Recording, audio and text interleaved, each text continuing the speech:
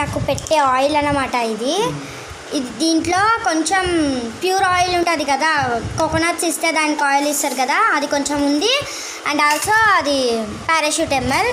ఇది మందారమాకు. మమ్మీ చెప్పు మమ్మీ. కలబంద, మెంతులు, కడేపత్తి,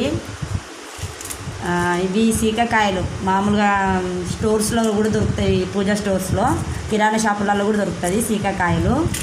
ఈ ఉసిరికాయ, మందారం పువ్వులు, ఇవన్నీ వేసి coconut oil, pure coconut oil అయితే ఇంకా బాగుంటుంది.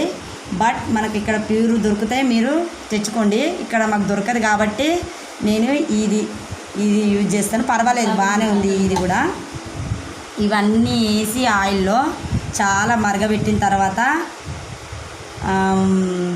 వచ్చేసినాక తీయాలి. ఇంకా మీరు చూడండి చేస్తుంది. ఇది రెడీ అయిపోయాక కూడా మళ్ళీ ఒక బ్లాగ్ చేసి మీకు చూపెడతాను. ఓకేనా?